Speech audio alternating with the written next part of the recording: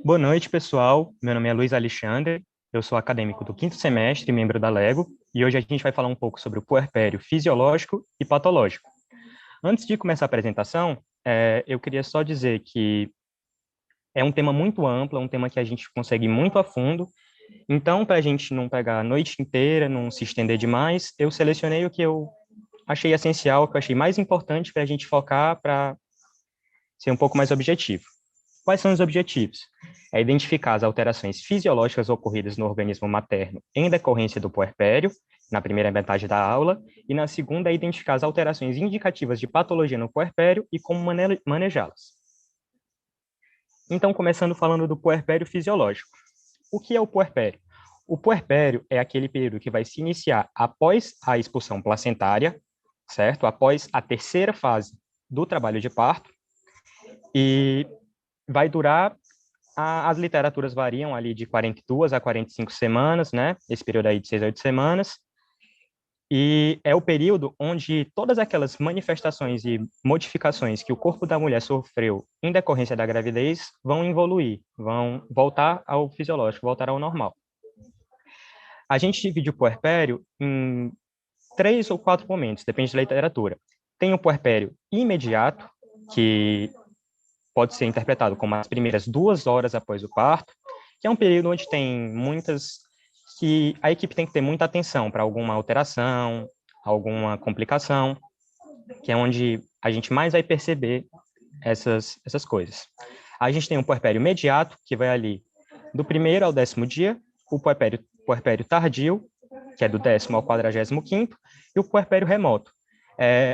Qualquer intercorrência que ocorra até o 45º dia, automaticamente a gente já atribui ao puerpério, certo? Agora, se a mulher acabou a gravidez, acabou o puerpério, passou os 45 dias, ela está com 9 meses que entrou em trabalho de parto e teve alguma complicação que foi relacionada, depois de investigação, à gravidez, também pode ser classificada como morte puerperal, morte materna, certo? Isso até 1 ano, mais ou menos. Então, vamos lá. Começando falando do útero. A gente sabe que o útero ele vai ter um crescimento muito grande na gestação.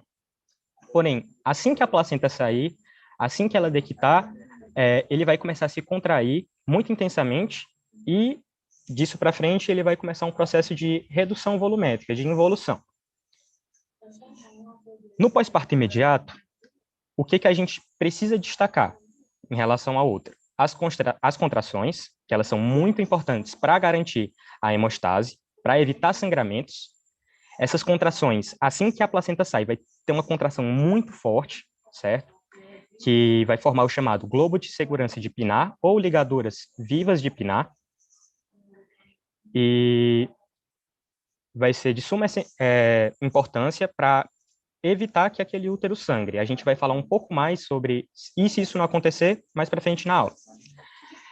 Essas contrações vão ocasionar a chamada miotamponagem, porque ao se contrair vigorosamente, o útero ele vai interromper, vai comprimir os vasos que estão ali no endométrio, estão ricos, são proliferados, e também a gente vai ter a trombotamponagem, que vai ser esses vasos coagularem e pararem de sangrar.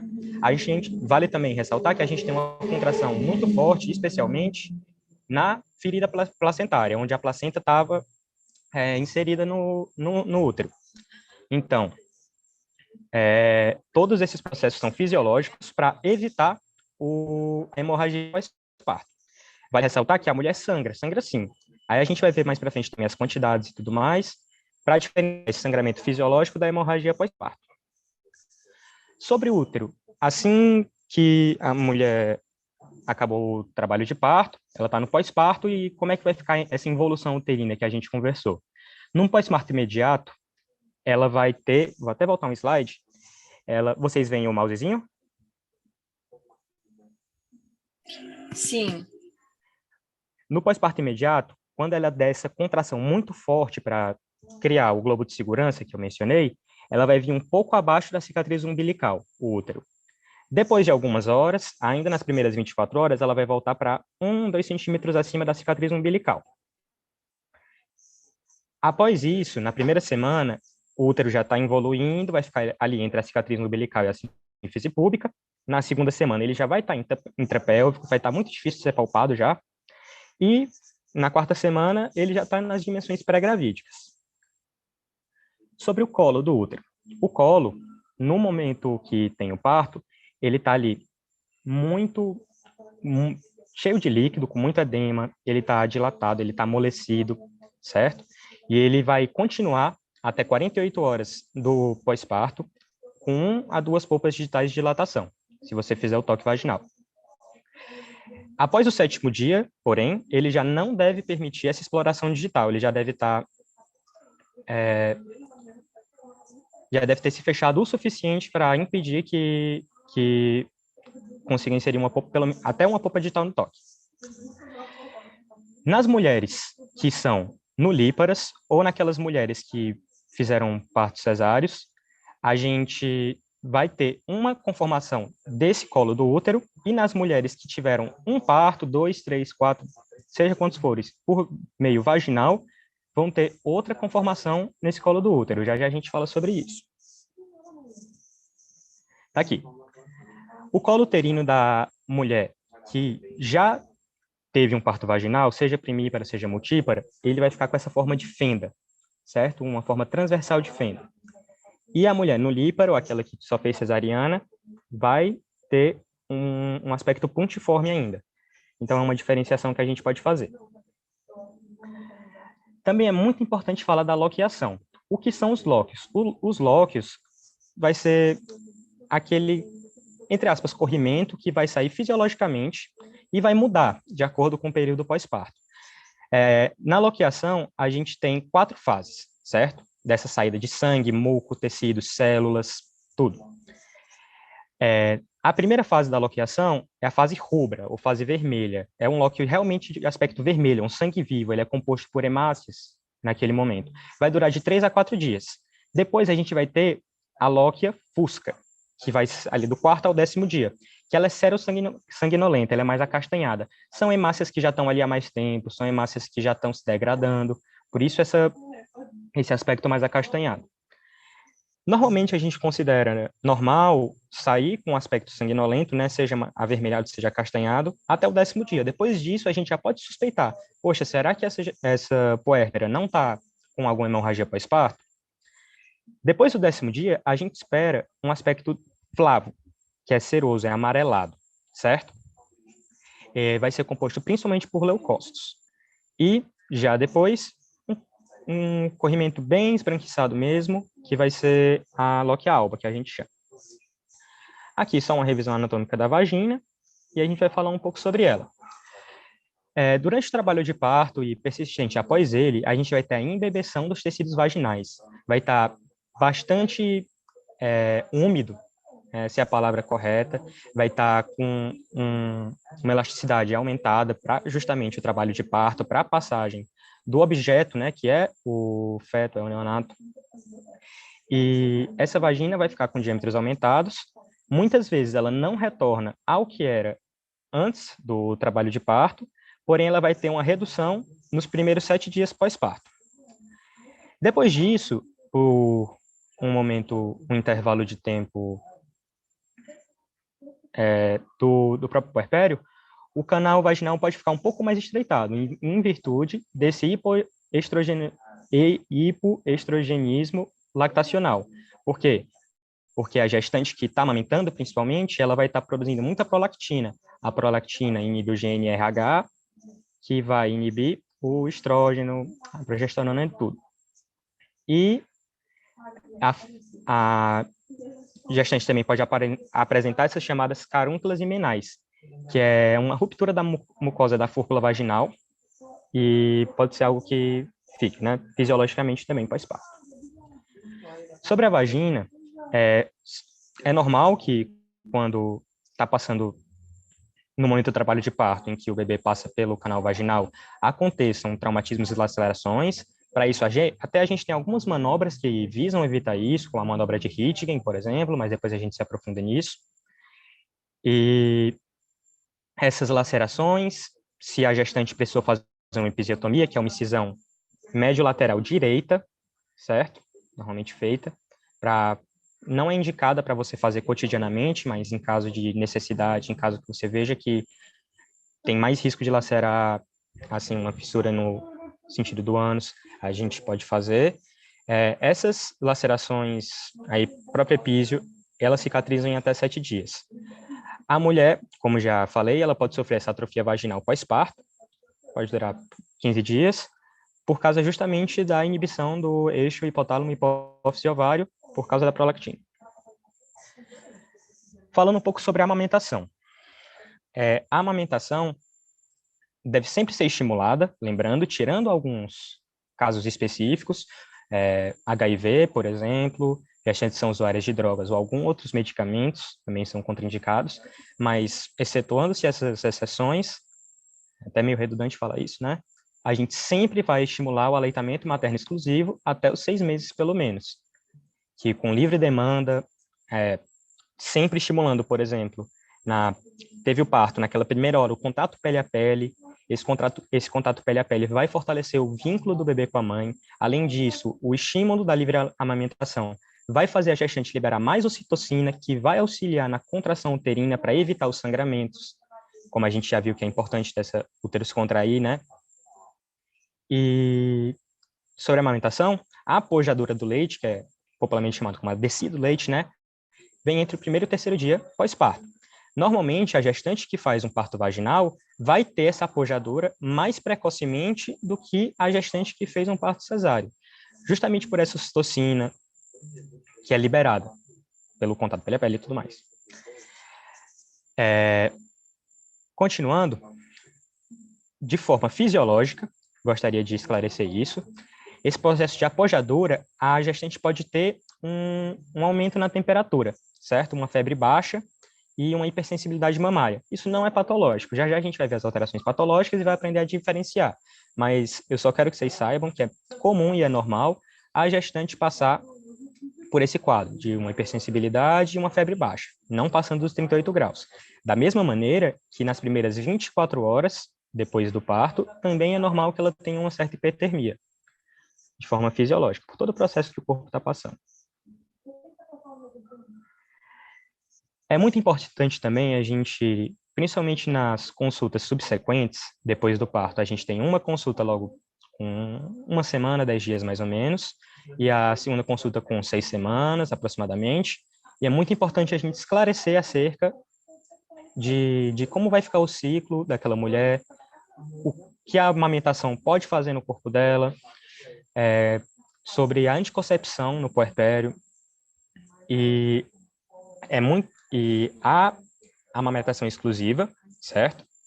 A função ovulatória se restabelece aproximadamente 6 a 8 semanas. Então, ali nos 45 primeiros dias, aproximadamente, a mulher não vai menstruar, não vai ovular, por causa da inibição da prolactina, que a prolactina exerce lá no hipotálamo e inibe todos a cascata dos hormônios sexuais. Esse assunto é muito sensível de usar a amenorreia lactacional como método contraceptivo. Ela possui, sim, 95 a 99% de eficácia, certo?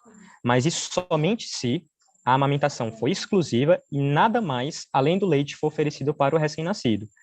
Nem água, nem chupeta, nem mamadeira, tem que ser livre demanda no peito e só.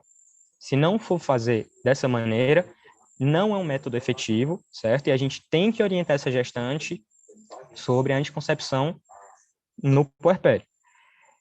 E, Alex, como é que é a anticoncepção no puerpério? A gente tem que sempre lembrar, evitar usar o estrogênio, tanto porque ele pode passar pela amamentação, como porque a gestante, a gente vai ver mais para frente, ela está com um estado de hipercoagulabilidade.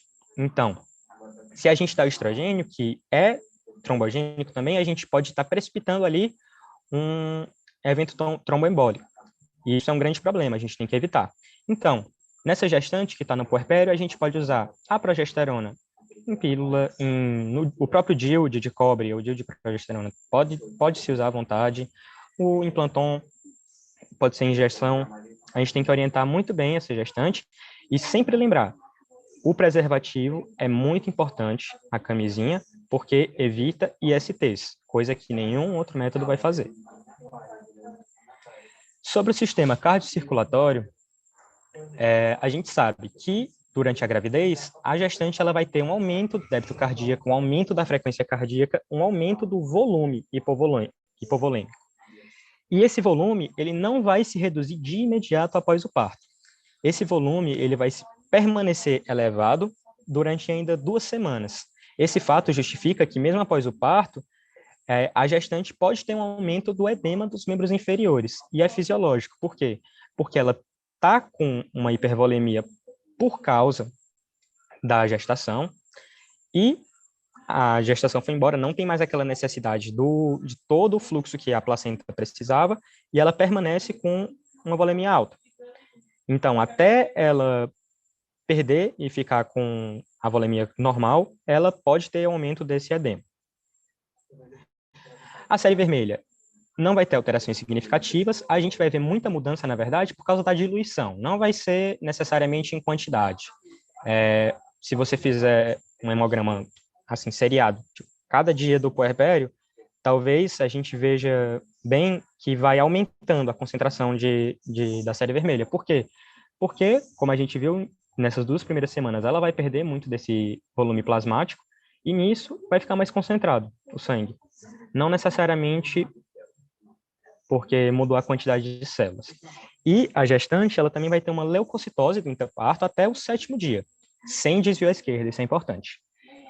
Tanto é que eu estava vendo, e aí a maioria de nós sabe que quando a gente está olhando o exame normal, a gente pega de referência de 4.000 a 10.000, 11.000 leucócitos, né, para pensar, poxa, tem uma leucocitose?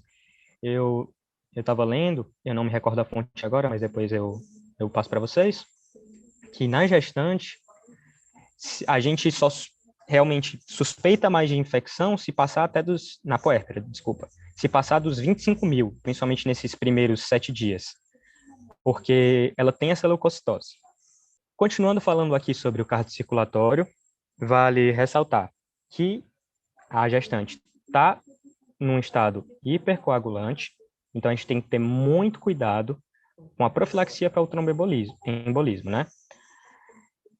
Ela vai ter uma ativação do sistema de coagulação e a gente tem que evitar o uso de estrogênios, como eu já dito, porque podem potencializar esses efeitos trombogênicos. E, então, é muito importante a gente ressaltar algumas medidas para essa gestante, como a deambulação precoce, porque a gente sabe que estase sanguínea favorece, é um dos aspectos da tríade de Virchow, né, que favorece a coagulação. Então, a gente estimula a deambulação, principalmente no parto abdominal. A gente pode fazer a administração de heparinas de baixo peso molecular, se ela tiver algum risco, né, se ela tiver já alguma doença da coagulação de antes da gestação. E a gente pode estimular o uso de meias compressivas e botas pneumáticas, também para gestantes de alto risco. E as alterações psicoemocionais? Eu quis destacar aqui o Baby Blues, né, ou Blues puerperal, que é um quadro autolimitado, que acontece bem no início mesmo, que a gestante tem os sintomas de choro fácil, ansiedade, insônia, muito preocupada, sentimentos de ambiguidade, pode estar mais irritada, pode ter uma irritabilidade maior, e a gente fica sempre naquela dúvida, poxa, será que ela está com uma depressão pós-parto? Mas o Baby Blues e a depressão pós-parto são quadros bem diferentes, que a gente vai detalhar melhor. E o Baby Blues, ele acontece muito por quê? Pelas alterações hormonais, pela retirada abrupta do estrógeno, certo? Por causa da saída placentária. Pela tomada de consciência, que agora ela tem a responsabilidade daquele recém-nascido, certo? Tem que alimentar. Muitas vezes se priva do sono, né? A insônia está dentro disso. A mudança em todo o estilo de vida e a dinâmica familiar. Tanto é que a chegada do filho, do primeiro filho principalmente, eu estava até vendo uma aula do Dr. Elvésio, ele fala que é uma das crises previstas da vida, que muitas vezes causa uma alteração significativa e conflitos. Eu diria que, na verdade, o plus puerperal é muito aquele choque de adaptação à nova realidade. E tende a se resolver em 2 semanas. A gente pode sempre ofertar apoio psicológico, acompanhamento, sempre acolher, lembrado disso. Agora a gente vai proceder para falar um pouco do puerpério patológico. o puerpério patológico, eu quis destacar algumas coisas aqui que eu achei mais importantes. Primeiro, a hemorragia pós-parto, que a gente vai se aprofundar um pouco mais do que as outras. Aí também as alterações da mama, transtornos psiquiátricos pós-parto, infecções puerperais e doenças tromboembólicas. Falando sobre a hemorragia pós-parto. A hemorragia pós-parto é um sério problema na saúde materna no mundo, não só no Brasil. No mundo, ela é considerada a primeira causa de morbimortalidade materna. No Brasil, ela é a segunda, ela está atrás das síndromes hipertensivas. E ela foi até posta como o quinto objetivo do milênio, a melhora da saúde das gestantes. Tinham as metas de redução das taxas, dos índices de mortalidade devido à hemorragia, devido a outras causas, não foram atingidos, por mais que se observou uma melhora aqui no Brasil, em outros cantos, mas é muito importante a gente frisar isso, que é um objetivo do milênio, que causa tantas mortes no mundo. Por quê? Porque a maioria dessas causas de mortes obstétricas, essas mortes por hemorragia e por outras causas, são mortes evitáveis. Não são mortes como que são patologias muito complexas, muito difíceis de serem resolutas, com taxas baixas de sobrevida. Não. São coisas que, se a gestante tiver um bom acesso à saúde, se ela tiver um bom atendimento, a gente não devia nem se preocupar com isso, porque são mortes completamente evitáveis, certo? Aqui, trazendo os dados de até 2010, né? Falando aqui. E a hipertensão gestacional, ela ainda se mostra em primeiro lugar em mortes maternas, em caso de morte materna. A hemorragia em segundo. Antigamente, o aborto estava em terceiro, mas atualmente são as infecções, aborto em quarto e as doenças circulatórias logo após. Então, o que seria essa hemorragia pós-parto? A gente pode definir ela como precoce ou tardia. A precoce é até 24 horas, a tardia de 24 horas para frente, enquanto durar o puerpério.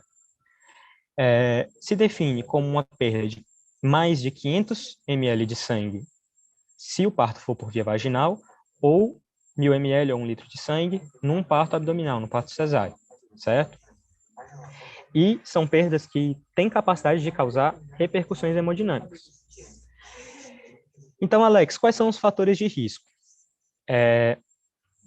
40% das mulheres que evoluem com hemorragia pós-parto, elas apresentam fatores de risco identificáveis no pré-natal. Então, uma grande parte dessas mulheres, a gente tem fatores imprevisíveis ou inevitáveis, que a gente não vai saber. E, na verdade, muitas a gente poderia até saber, mas por uma assistência pré-natal inadequada, por uma assistência pré-natal não eficiente, a gente acaba não detectando, a gente acaba não identificando esses fatores de risco precocemente. Aqui eu trouxe uma lista de alguns fatores de risco. Em vermelho estão os mais relevantes: atonia uterina prévia, multiparidade, placentação anômala, seja uma cretina, seja uma placenta prévia, sobredistensão uterina, terceiro período prolongado, episiotomia, descolamento prematuro de placenta, cesariana prévia atual, além de outros, né, como parto instrumental, pré-eclâmpsia, coronamnite, entre outros. Qual o quadro clínico? O quadro clínico, se a gente está analisando ali num período imediato, naquele quarto período do trabalho de parto, né, o período de Grinberg, a primeira hora pós-parto, a gente vai identificar um sangramento, se ele é volumoso, se ele é fisiológico, se tem algo sangrando. Porém, esse slide aqui eu quis trazer atenção para sinais e sintomas tardios. A gente está falando muito dessa hemorragia pós-parto recente, como a gente falou, nas primeiras 24 horas. Porém, em alguns casos, eles podem vir sintomas tardios, então é muito imperiosa essa vigilância. Por quê? A gente pode não ter indício nenhum, a gente pode não estar vendo sangramento nenhum, e aquela puérpera está perdendo muito sangue. Então, se uma puérpera chega com quadro de tontura, inquietação, ela está pálida, com a pele fria, se ela não está tendo uma boa micção, está tendo um baixo volume de urina, uma oligúria, se ela está desaturada, se ela está taquicárdica e hipotensa, se ela está com algum grau de confusão mental, a gente tem que suspeitar que ela esteja com hemorragia significativa, que talvez ela esteja entrando no estado de choque. Então, aqui eu trouxe uma classificação das hemorragias, de acordo com a perda sanguínea, em mililitros, em porcentagem de volemia do corpo, né? E a gente vê que existem, como aqui na classe 4, perdas sanguíneas muito significativas. Então, é algo que a gente sempre tem que estar muito, muito alerta, porque no mundo é a principal causa de morte materna. E, Alex, o que vai gerar esses sangramentos? A gente chama uma coisa de regra dos 4 T's, que são os 4 T's do sangramento pós-parto, da hemorragia pós-parto, que é tônus, trauma, tecido e trombina. Vamos falar bem rapidamente sobre cada um. O tônus é a causa mais frequente da hemorragia pós-parto. Lembra daquele globo de segurança de Pinar que a gente falou no começo, daquelas contrações intensas para causar o miotamponamento e o trombotamponamento? Pois é, se o útero não se contrair efetivamente, um quadro que a gente chama de atonia uterina, aquela ferida placentária que é altamente vascularizada vai sangrar muito, ela vai perder muito sangue por ali, também por outras regiões do próprio útero, né, o endométrio, muito vascularizado, e agora que não tem mais o neonato lá dentro, vai sangrar, e essas causas de tônus, de problemas na contração uterina, correspondem em até 70% das hemorragias pós-parto, certo? A gente sempre toma algumas medidas já de rotina para evitar esses quadros, esse quadro de hemorragia pós-parto, por exemplo. O que a gente pode fazer?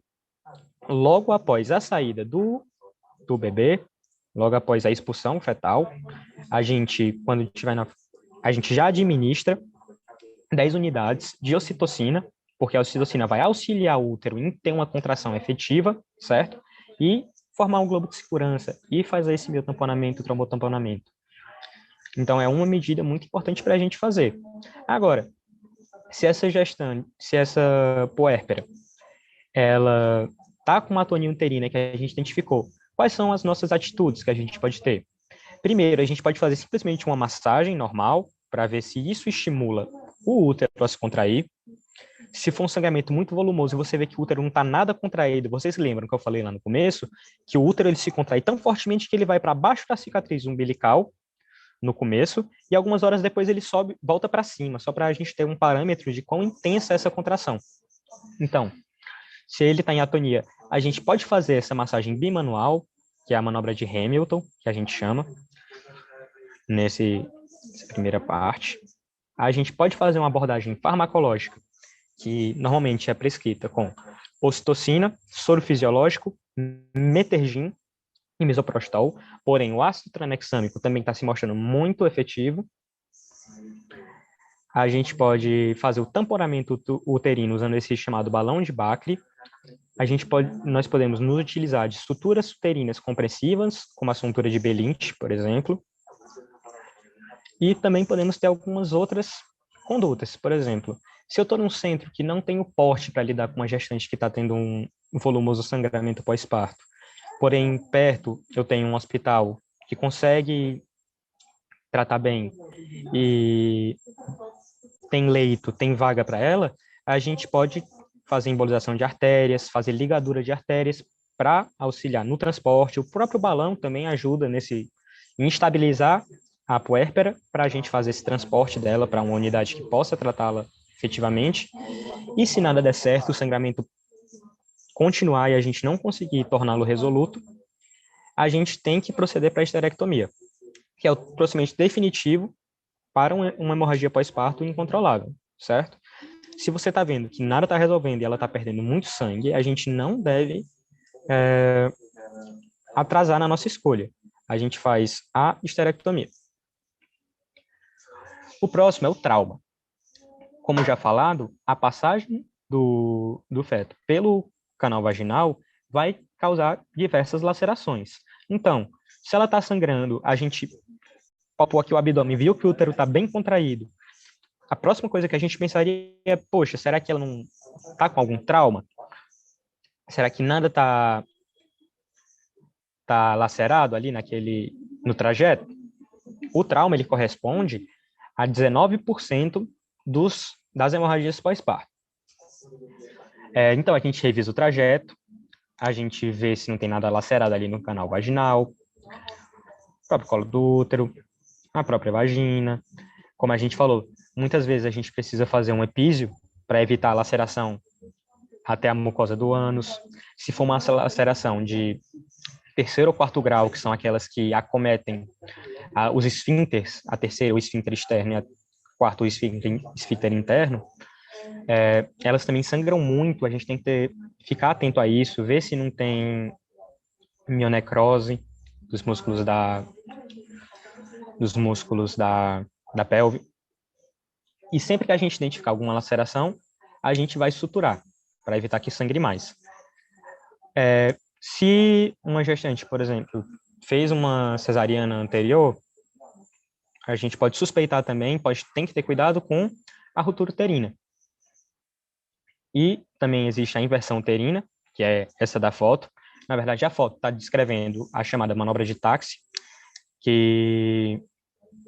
táxi ou taxa, não sei, desculpa, que ela acontece mais em multíparas, que tem mais risco de acontecer com acretismo placentário, e quando muitas vezes a placenta está muito dentro daquele útero, não apenas mais superficial como ela tem que estar, e o profissional faz uma tração excessiva para tentar tirar essa placenta e acaba justamente invertendo o útero. Aí é necessário essa manobra para corrigir e interromper a hemorragia gerada por isso. A gente também tem algumas manobras que podem ser utilizadas para evitar a inversão uterina, né? Manobras que ajudam na retirada da placenta, na deliberação ativa da placenta. Antigamente, bem antigamente, o pessoal deixava a placenta sair por si só. Hoje, é recomendado que o examinador tenha uma conduta ativa no secundamento. E, por exemplo, a gente tem a manobra de Brandt. Pode ser citada. Tecido. O tecido, a gente se refere principalmente à placenta, né? Restos ovulares. Pode ser causado também, talvez, por um coágulo que ficou ali dentro do útero, mas principalmente por restos placentários que permanecem dentro do útero. Então, da mesma maneira que lá no tônus, a gente sempre injeta ocitocina depois da expulsão, de maneira cotidiana, para ser profilático, aqui a gente também tem uma conduta profilática importante. Assim que a placenta sair, a gente checa os cotilédones, vê se está tudo lá. Porque enquanto você não tirar todos os restos placentários lá de dentro do útero, ele não vai contrair bem e ele não vai parar de sangrar. Então, se a gente já descartou trauma, já descartou tônus, a gente vai pensar, poxa, será que não restou nada de placenta lá dentro? Será que a placenta foi revisada direito? E se não, essa gestante estiver sangrando, a gente vai lá e pode fazer a curagem ou a curetagem. Agora, qual é a diferença? A curetagem é aquele procedimento que se faz com a escova por fora, né, que é um instrumento. A curagem a gente faz literalmente com a mão. A gente enfia com uma gaze e rala o útero, limpa o útero, certo? Essa seria a diferença. E vale ressaltar também que as hemorragias causadas por restos ovulares, por tecido, justamente correspondem a 9% das hemorragias pós-parto.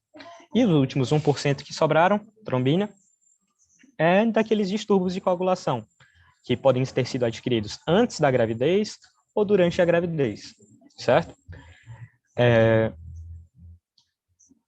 Eu botei alguns exemplos aqui: a pré-eclâmpsia, trombocitopenia idiopática, embolia por líquido amniótico, que é rara, mas acontece, coagulação intravascular disseminada, CIVD, coagulopatias hereditárias, uma HELP.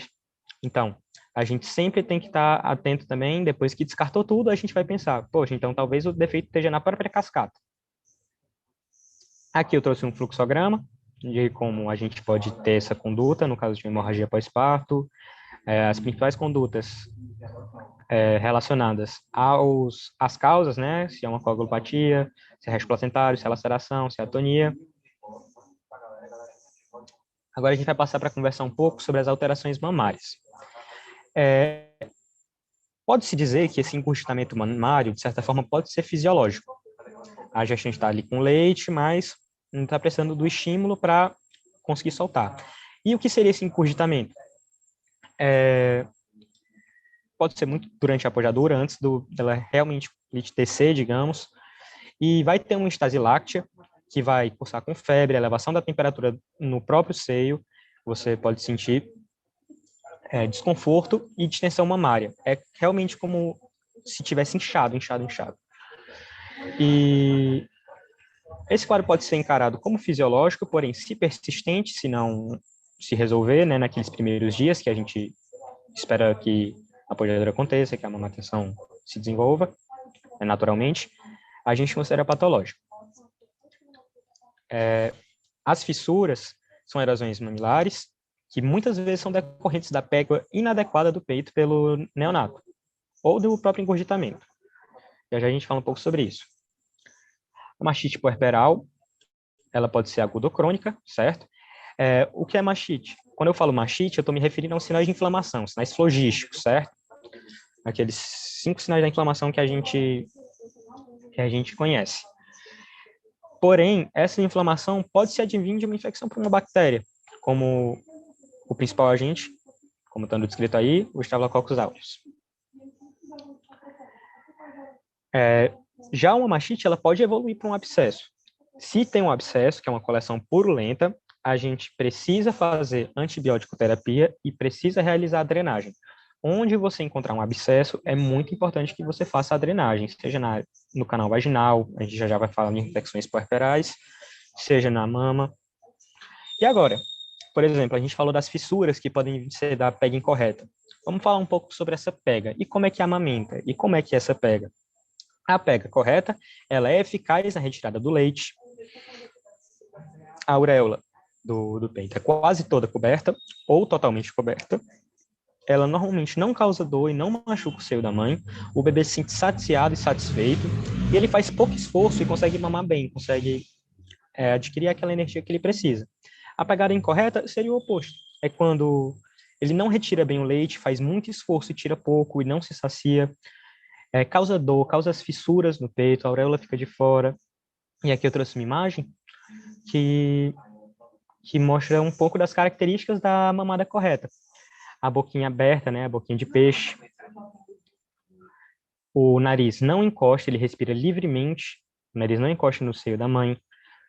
A bochecha, ela se enche bem, ou seja, a sucção, ela é efetiva em retirar o leite. Os lábios estão virados para fora. O corpo do bebê está virado para a mãe. O queixo está repousando sobre o seio. E grande parte da auréola, ou a totalidade dela, vai ficar na boca do bebê. Agora, falando um pouco de transtornos psiquiátricos. A gente falou do blues puerperal, né, que é um quadro autolimitado, que dura até 2 semanas, não necessita de tratamento farmacológico, a gente pode tratar simplesmente dando apoio para aquela gestante, acolhendo, né, dando um acompanhamento psicológico para ela. E é muito um quadro relacionado à nova realidade que ela está vivendo, ela tem um ser ali para cuidar. Ela não está dormindo direito, ela tem que se preocupar em amamentar, tem que se preocupar com toda uma dinâmica familiar nova, toda uma dinâmica de vida nova que ela vai ter daquele momento para frente, né? Agora, a depressão pós-parto, quando a gente conversa sobre ela é uma tristeza muito profunda que vai trazer consequências para a mãe e para o neonato. Eu diria que, se eu tivesse que escolher uma frase para definir, seria o comprometimento do vínculo entre eles, que pode até ser inexistente. Então, o que acontece? A mãe, ela simplesmente entra num estado de tristeza muito intenso, que não é resolvido em 2 semanas, pode durar muito tempo, certo? O blues puerperal, ele acontece normalmente bem no início mesmo, ali nas primeiras 2 semanas do puerpério. Já a depressão pós-parto pode aparecer 1 mês depois, pode aparecer tempo depois. E eu trouxe alguns dados que 20% das mulheres no mundo sofrem depressão pós-parto, que 50% dos casos não são diagnosticados, ou seja, a gente tem muita subnotificação, subdiagnóstico, e a gente já sabe que a sociedade como um todo, ela não dá valor para as doenças da cabeça, as doenças psíquicas, entendeu? Muitas pessoas acham que é besteira, muitas pessoas acham que é só sentimental, que não tem nada de patológico, e acabam não oferecendo o apoio que se necessita. E casos de depressão pós-parto muito intensos podem levar até a mãe, em algumas vezes, a odiar aquele neonato, até matar o neonato, até ao suicídio. Então, é algo muito prevalente no mundo, é algo subdiagnosticado, é algo que precisa ser discutido, precisa ser tratado. Aqui eu trouxe uma pequena comparação, né, dos dois. O Baby Blues, que é um quadro que usualmente ocorre após o parto, dura 15 dias, não demanda tratamento, resolve-se espontaneamente. E é ansiedade, nervosismo, dificuldade de se concentrar, um choro sem motivo, cansaço, porque tem dificuldade para dormir, porque ela está muito preocupada com o bebê, muito preocupada com aquela dinâmica. Já a depressão pós-parto, que pode demorar meses para aparecer, dura mais que o baby blues e demanda tratamento farmacológico e acompanhamento, as duas demandam acompanhamento e acolhimento. Mas a depressão pós-parto também demanda tratamento farmacológico. E ela está relacionada a sentimentos como essa tristeza constante, a culpa, a autoestima baixa, desânimo, nenhum ou pouco interesse pelo bebê, pouca capacidade de cuidar de si mesma, medo de ficar só, alterações no peso e perda de prazer nas atividades cotidianas, que muitas vezes elas gostavam. Realmente se assemelha muito a um transtorno depressivo. Tá aqui alguns sintomas da depressão pós-parto, né? Eu já mencionei vários, mas esse sentimento de culpa, a tristeza profunda, muitas vezes, algumas vezes, né? Essa vontade de prejudicar ou fazer mal ao bebê ou a si própria, porque ela acaba culpando aquele bebê por ela estar se sentindo daquela forma. E alguns fatores de risco, né? Privação do sono, prematuridade, problemas socioeconômicos, malformações congênitas, mudanças hormonais, baixa autoestima, problemas conjugais, decepção, falta de apoio familiar, a sensação de solidão. Mas eu diria que o mais importante, que é o principal fator de risco para a depressão pós-parto, é aquela mulher ter um episódio prévio depressivo, certo? Não necessita ser uma depressão pós-parto prévia em alguma outra gestação. Um episódio na vida mesmo seria o principal fator de risco. E essa mulher tem que ser muito bem acompanhada e tem que ser muito bem acolhida, muito bem suportada sempre. Agora, entrando no mérito das infecções puerperais, a infecção puerperal é considerada uma infecção hospitalar, certo? Ela tem origem no útero e acomete o aparelho genital após um parto ou um aborto recente. Ela é a terceira causa de mortalidade materna no Brasil e pode levar a diversas outras complicações, que a gente menciona. O principal fator de risco é a cesariana. Por quê? O parto vaginal é algo natural, é algo que o que está ali no ambiente estéril está saindo por canais naturais, pelo canal de parto, que é algo natural. Já na cesárea, a gente tem toda aquela... A gente está abrindo o abdômen da mulher, né? A gente está mexendo nos órgãos intraabdominais, a gente sempre, claro, que tem asepsia e tudo mais, mas tem aquela porcentagem de risco de você estar levando para dentro de uma cavidade que não é para ter certos micro-organismos, algum micro-organismo exógeno que vai causar uma doença. O diagnóstico. Eu até botei aqui na ordem errada, mas eu quero que primeiro a gente se atente a essa última coisinha aqui, né? Que é essa morbidade febril puerperal. Depois das primeiras, quando a mulher ela tem 2 dias consecutivos de febre acima de 38 graus, depois das primeiras 24 horas, até os 10 dias, a gente pode considerar uma morbidade febril puerperal, que é algo, de certa forma, fisiológico. A gente não tem causa, acontece e beleza. Mas o que acontece? Se a mulher teve esses episódios de febres, seja 2, seja mais, e como é que eu vou saber? Poxa, isso é uma morbidade febril puerperal ou será que ela está com alguma infecção que precisa ser tratada o quanto antes possível? Como é que a gente vai fazer essa diferenciação?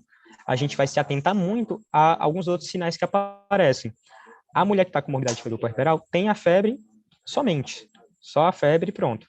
Já a mulher que está com uma infecção, ela vai ter algumas outras características, alguns outros sinais, como, por exemplo, a febre, já dita, né? Dor, muitas vezes, ela pode ter uma loqueação, lembra dos loques que a gente falou? Lóquio rubro, lóquio fusco, lóquio flava, alba. Ela pode ter uma loqueação purulenta, um pus, que indica que ela está com alguma infecção também. Lembram que eu disse que o útero vai se subdesenvolvendo, ele começa ali com 2 semanas, ele já está intrapélvico. Se eu palpo o abdômen daquela gestante, o útero está maior do que eu esperava, ela está com uma subinvolução uterina. Isso pode ser decorrente dessas infecções puerperais. Então, são alguns sinais que a gente tem que se atentar para sempre fazer o diagnóstico diferencial, se a gente está diante de uma provável infecção puerperal ou diante de uma morbidade febril puerperal. A gente pode solicitar algumas coisas para auxiliarem no diagnóstico, né?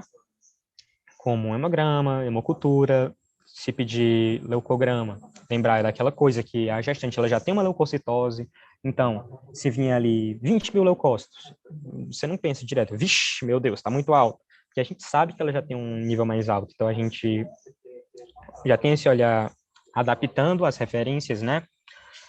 A gente pode pedir hemocultura, se uma cultura de sangue, o sangue é positiva, é um quadro mais grave, pode dar um choque séptico, quem sabe, então a gente tem que sempre ficar muito atento e tratar efetivamente precocemente. Exames de imagem pode ajudar a ultrassonografia, mas o principal aqui, principalmente para fazer essa diferenciação, é a clínica. A gente vê esses outros sinais além da febre, que podem indicar que é uma infecção puerperal.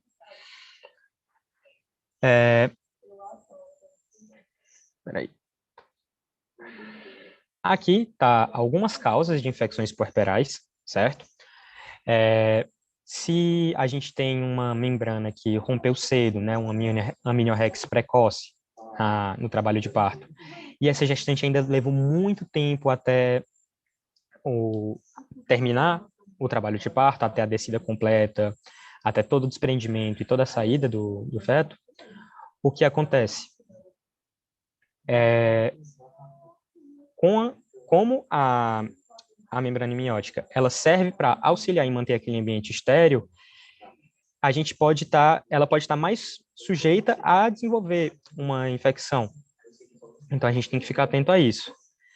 A mulher que chega, por exemplo, na emergência, dizendo que está sentindo algumas contrações, que saiu um catarro na calcinha dela, e você faz toda a anamnese e tudo mais, você vê que aquelas contrações não estão nas características do trabalho de parto ativo, que é onde a gente tem indicativo de internação, né? Que elas não duram o que tem que durar, elas estão muito irregulares, não são 2 a cada 10 minutos. Porém, ela relatou que ela perdeu ali uma secreção. Aí a gente pensa, será que essa secreção não pode ser o tampão mucoso, que é outra barreira que ajuda a manter aquele ambiente estéril? Então, numa paciente dessa, a gente tem que sempre lembrar, evitar toques vaginais excessivos. Se a gente tem uma amniorrex precoce, um trabalho de parto lento, a gente não adianta ficar tocando de hora em hora para ver se dilatou 1 centímetro a mais, a gente toca de 2 em 2 horas, pode até espaçar um pouquinho mais, para evitar aumentando o risco de levando micro-organismos para lá e causar uma infecção. Algumas condutas que se tomavam antigamente, como a tricotomia, que é a raspagem dos pelos, que hoje não é mais indicada, elas tinham também uma relação com o aumento das infecções. Epísio, partos assistidos com fórceps, essas coisas também podem aumentar.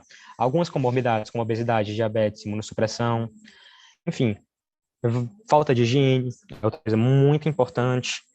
E muitas coisas podem ser fatores de risco para essas infecções puerperais. Mas eu diria que talvez uma das que a gente tem que ficar mais atento é o pré-natal não realizado ou realizado de forma precária, porque é no pré-natal que a gente vai fazer o esclarecimento de todas essas coisas para a gestante. Né? Agora acertei. E se ele não for realizado de forma adequada, ela não vai ter acesso a essas informações. E é muito possível que ela esteja ali susceptível a muitas coisas que podem influenciá-la a ter uma infecção puerperal. Dentro das infecções puerperais, a endometrite é a forma clínica mais frequente, certo? A gente tem várias, a gente pode ter uma perineovulvovaginite, que vai ter repercussões ali mais no canal vaginal, na vagina mesmo, a gente pode ver uma secreção purulenta, talvez até um abscesso. Mas a forma mais comum é a endometrite, que é a infecção do endométrio, certo? As repercussões vão ser várias, a gente pode ter diversas manifestações, mas eu gostaria de ressaltar algumas. Seriam a febre, né? A loqueação purulenta e odorífera. A secreção tem um cheiro forte, muitas vezes referido como cheiro de peixe podre. A gente vai perceber que esse útero está subinvoluído, ele não reduziu tudo aquilo que a gente esperava que ele fosse reduzir fisiologicamente, né? Naquelas semanas. E a gente vai ter algo que a gente chama de tríade de Moon, que seria um útero subinvoluído, aumentado justamente, doloroso, certo? E amolecido, que são alguns sinais de endometrite. A endometrite a gente trata com antibióticos e é muito importante a gente fazer o tratamento precoce e identificar, principalmente, diferenciar da morbidade febril puerperal, por exemplo, para evitar a evolução para outras coisas mais complexas, como salpingite, peritonite, né, que pode gerar um quadro até com Bloomberg positivo, trombofibite séptica, e, por fim, as doenças tromboembólicas, que, como a gente já falou, elas estão muito relacionadas ao estado de hipercoagulabilidade da gestante. Ela pode ter algum quadro já leve da vida anterior ou desenvolvido durante a gravidez, um distúrbio de coagulação, né? E diz-se que a chance de uma puérpera ter uma TVP, uma trombose venosa profunda, é de 10 a 15 vezes maior do que a população em geral. Então, é muito importante a gente evitar coisas que podem agravar isso. Ou seja, a gente estimula a deambulação precoce, a gente evita o estrogênio, e aqui só reusando a T de Virchow, né? Lesão endotelial, estase sanguínea e hipercoagulabilidade. Por exemplo, uma gestante que fez uma cesárea pode ter lesado o vaso ali, é a lesão endotelial. Estase sanguínea, ela fica deitada por muito tempo, não deambula precocemente. Tem aquela estase. Hipercoagulabilidade a gente já viu que vem da própria gravidez. Então, por fim, é muito importante a gente sempre fazer a avaliação dos vitais e perdas vaginais, estimular a amamentação materna exclusiva por até os 6 meses, se possível, né? Máximo que der, mas pelo menos até os 6 meses. A gente faz a profilaxia dos tromboembolismos com deambulação precoce, evitando estrogênios, etc. A gente tem que orientar práticas de higiene para evitar infecção de ferida operatória, de epísio. Eu acho que eu esqueci de falar, mas um dos cantos que mais infecciona, até como eu tinha dito que a cesárea é fator de risco, é nas próprias feridas, né? Seja na epísio, no parto vaginal, seja na incisão feita para fazer a incisão de Pfannenstiel, para fazer o parto cesáreo. A gente tem que dar orientações dietéticas para essa puérpera, a gente tem que orientar a atividade física e sempre lembrar de orientar a contracepção e liberação para atividade sexual, porque o planejamento familiar é muito importante, muitas vezes gravidezes consecutivas estão relacionadas a ser precoces e pré-termos, né? E há alguns outros problemas, como amniorrex precoce, etc.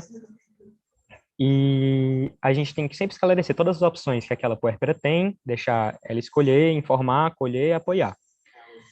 E também esclarecer bem, né, por exemplo, se ela quer ficar apenas no aleitamento materno como método contraceptivo, orientar como tem que ser feito direito, para que não fuja do que ela espera.